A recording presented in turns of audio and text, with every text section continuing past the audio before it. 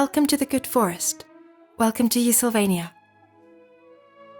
We can consider Eusylvania through the lenses of 4 categories, each of which can help us to think about the good forest in different ways, and each we may envision as a kind of collective entity or forest in itself. This presentation, along with the following 3, will provide a general survey of these categories, these quadrants if you will. In each, we'll be looking first at large-scale trends observable in that quadrant, and second, at possible responses to these trends in light of Eusylvanian principles and aims. All of the presentations are meant to provide an opening onto each of the quadrants without delving deeply into any one problem or response. It's a kind of reconnoitering that we're doing here, walking the wood of each quadrant, as it were, and drafting a map that can be used in future investigations, future explorations of each of these realms. The first of these categories, the first of these quadrants that we'll speak of, is that of nature. Etymologically speaking, the word nature denotes the cause of things, that which pertains to the powers of growth, the living forces or processes of the world around us. The trees of this forest consist of these forces, both seen and unseen. Let's first spend about 5 or 6 minutes talking about some nature-related societal trends that are prevalent in the West, before moving on, for the remainder of the presentation, to possible responses to these trends as seen in a Eusylvanian context. In our regard for this course of things in the nature realm, we can, first of all, take a wide-angle view, examining the living processes of the world that we inhabit, particularly with regard to human development and its various impacts. Mention may be made, first, of those developments usually to be construed in a positive light. Advances, historically speaking, in the domains, for example, of agriculture and animal husbandry, of metalworking and masonry. We can think of more recent advances in the fields of medicine and energy use, of various material sciences allowing for the production, for instance, of concrete and plastics.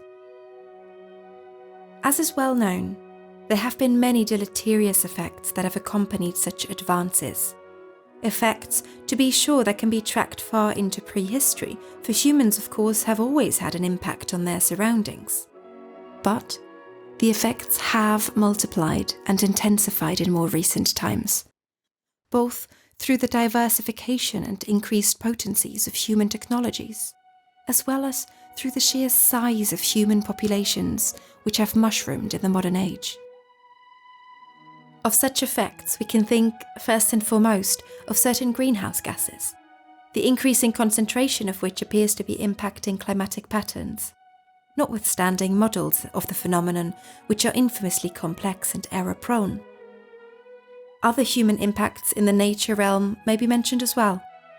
The loss of biodiversity seen around the globe, the spread of invasive species of various kinds, fresh water depletion, soil exhaustion, ocean acidification, and the shrinkage of old-growth forests. Also significant is the spread of various sorts of environmental pollutants, including thousands of chemical compounds that in many cases are less than a century old. The long-term effects of such compounds are often impossible to predict, both in the context of the human body and of the environment at large. The population growth of the modern period, although levelling off, threatens further environmental destruction, a situation exacerbated when paired with rising consumption patterns as discernible in the West, and elsewhere as well. We may observe a general expansion of the human niche over recorded history, from forest villages and ancient cities to the metropolises of today. This is an expansion, so to speak, of the human domestic sphere, which marks the landscapes of our modern world. In the countryside, considering the vast areas given over to agriculture, often monocrop corporate farms. In the suburbs and exurbs, with the creation of large residential areas, typically supported through a proliferation of corporate business interests. And, in the cities, the great collection points of commercial activity, where the humanization of the landscape is most profound. The foregoing offers a brief survey of developments pertaining to the nature realm as seen in a large-scale, collective sense. We can also look at nature from a more subjective standpoint, from the standpoint of individual experience. Humans, in many ways, are most in touch with the forces of the natural systems that surround them in the countryside. The trend, however, is toward greater urbanity, toward a greater removal of individuals from direct exposure to the vital forces that sustain them. There is, one could claim, an increasing alienation from nature, a decoupling or deracination of the individual vis-à-vis natural processes, his or her life anchored more and more in the geographies of the city, of the suburb, and of virtual space. We've become, by noticeable degrees, more domesticated. The root of domestic meaning house. It can be said in a sense that we're more housebound than ever before.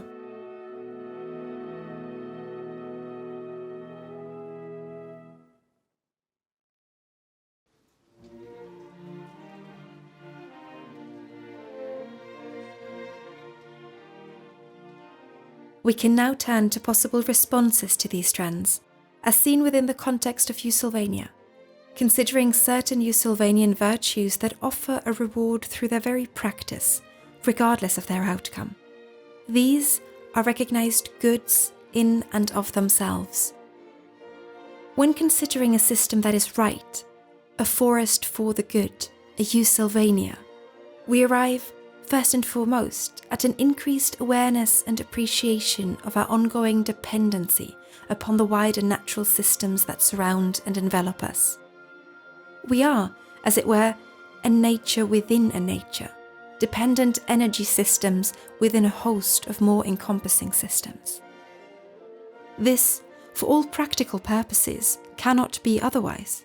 An organism that has developed within an environmental system will always be, at least partially, dependent upon the patterns and processes of that system.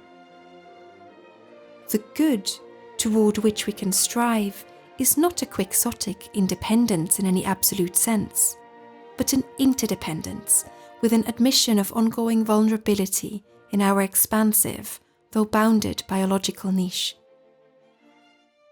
We can thus strive toward a greater sense of embeddedness. This includes the makeup and operation of our social spaces, which today bear the marks more of a desired conquest of nature than an engaged relationship of active interdependence and immersion. A Eusylvanian perspective seeks to balance the increasing domestication of our day through a countervailing push towards forestication. Foris, meaning outside, lies at the root of the word forest, and can be employed here to suggest our move out of doors, towards a re-familiarization with natural rhythms in instances in which we are distanced from them. We hear a call to connect to the wider world outside the realm of man. Such a wild is indeed becoming harder to find, given the expansion of urban and suburban spaces and the likelihood of finding ourselves within them. Granting limitations in what may be available to us, we should welcome exposure to various kinds of wild space. The wild may be defined as the uncontrolled, the untamed, likely related etymologically to words for woodlands and forest. We may interpret the wild generously as pertaining not only to the always untouched, but also the recently let alone. We are fitted to the natural systems that we inhabit in ways that are difficult to appreciate, including, above all, the system of the earth itself. Every life form carves out a niche in nature in which it can thrive and grow. One may observe the ways in which the ambit of a life form is created and maintained, and also constrained. The unchecked force of an animated process or being, that is, an animal, in the expansion of its niche is, of course, not to be considered as an absolute good, for it can lead to a collapse through an overextension of that animal's living beyond its means.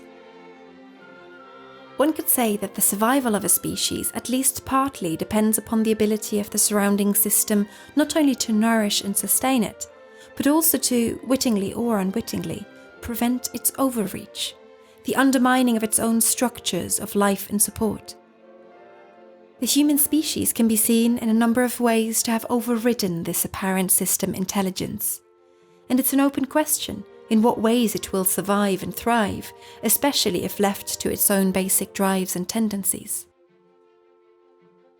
We can see in the modern world a pervasive objectification of natural systems that permits various kinds of exploitation, and that sets us apart as beings that, in many ways, appear to exist outside the realm of nature. We, of a Eusylvanian outlook, desire, though, greater cognizance and caution around this very tendency to objectify the natural world, expanding our awareness of humans as mere system builders, as imperfect modelers of nature.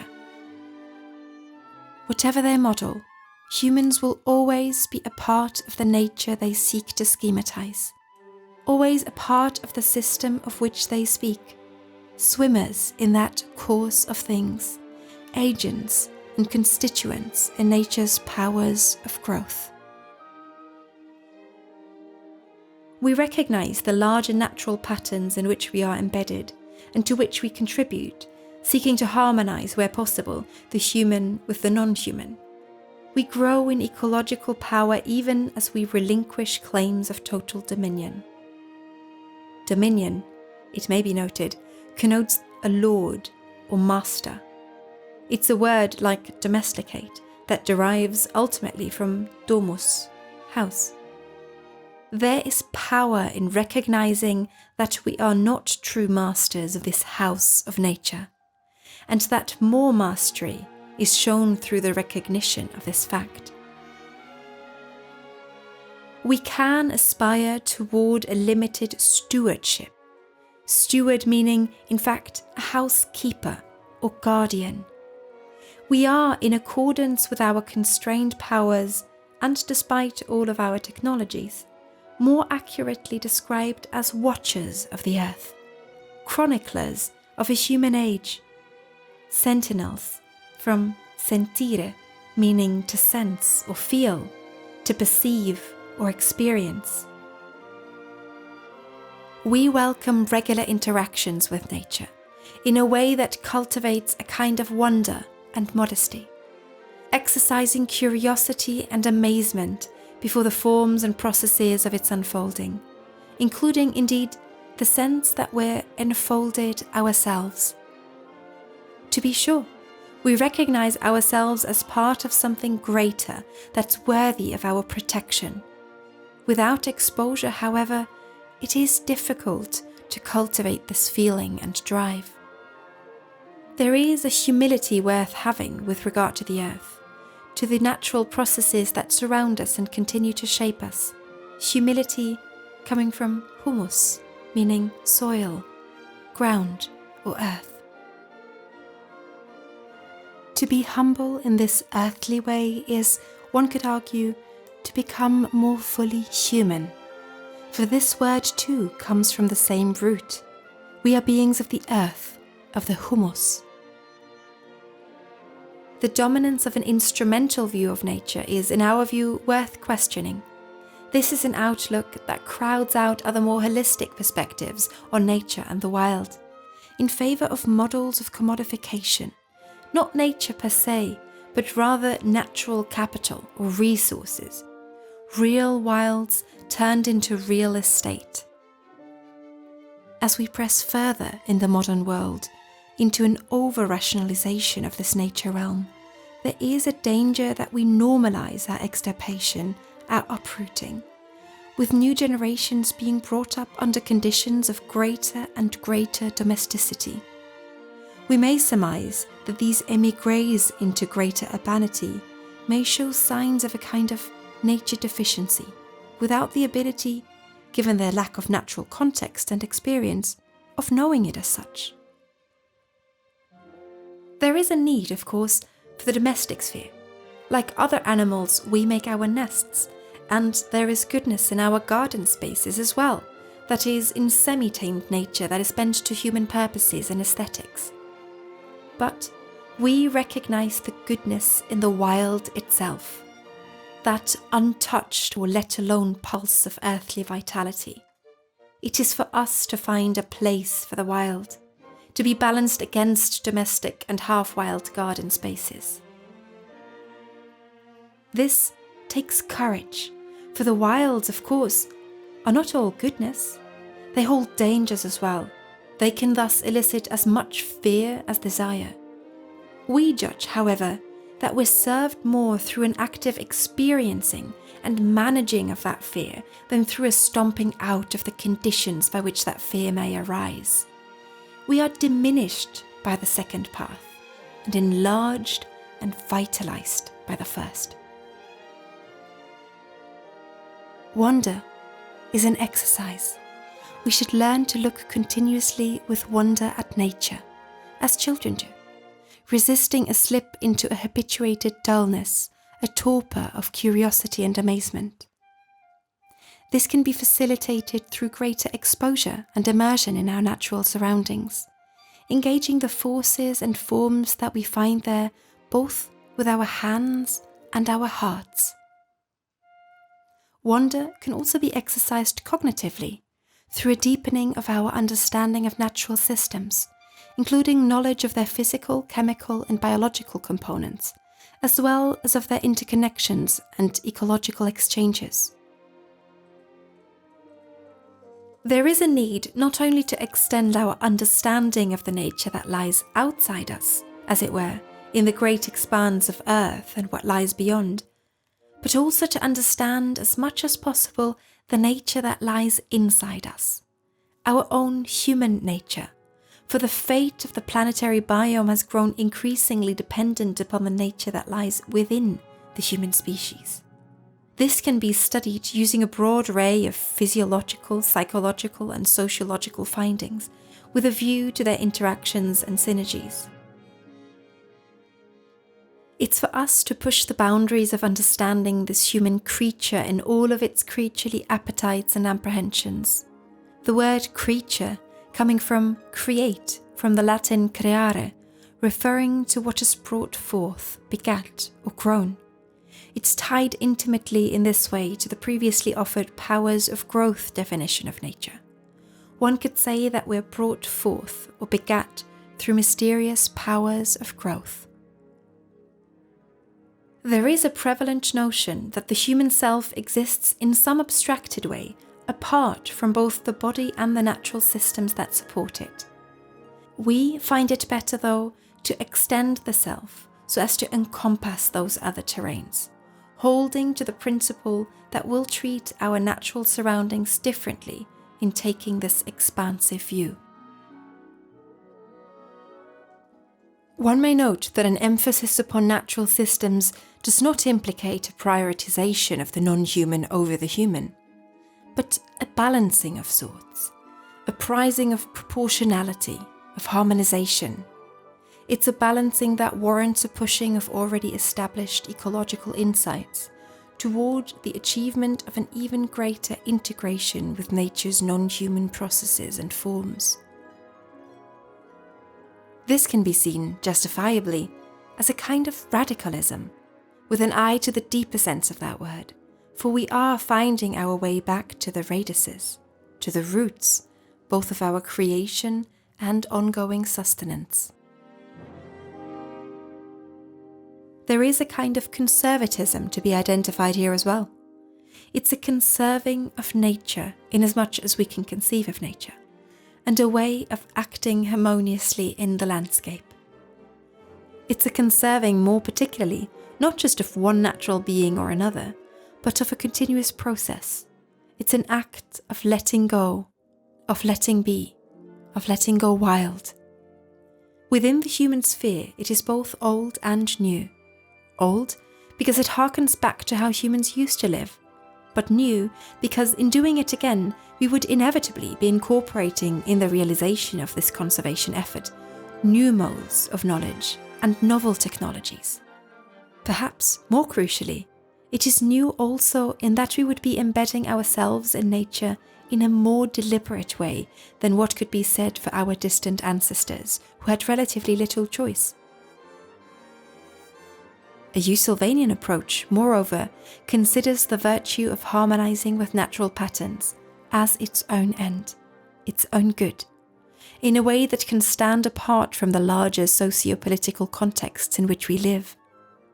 We shouldn't, of course, disengage from efforts to find national and international solutions to recognize the environmental problems, but there are advantages in seeing that this too is a kind of outside to which we must adapt. For humanity in aggregate has become a kind of natural force. We find it more desirable to think locally, cultivating a more nature-based lifestyle in relation to our specific geographic settings, and implementing technologies that shift power to the communities of those settings. There can be great strength in belonging somewhere, in developing a connectedness to a place that can help in feeding an appreciation for other places, other localities. A good first step, then, is to reach out where you are. This Eusylvanian approach to nature includes the development, to be sure, of a certain perspective, a beginning sketch of which is given here. We can start to cultivate this perspective on our own, altering in the process our subjective spaces and interactions. This is indeed a necessary step in achieving the good forest. This is, however, not sufficient, for we live as interconnected beings in greater webs of sociality and human exchange. We can achieve more lasting changes to our perspective and actual ways of life by shifting the manner in which we commune with others, most profoundly by finding and founding communities of people who share in these nature views. Greater change comes in working with others. Community is thus judged here as quite important. It's the topic that we'll be exploring next time.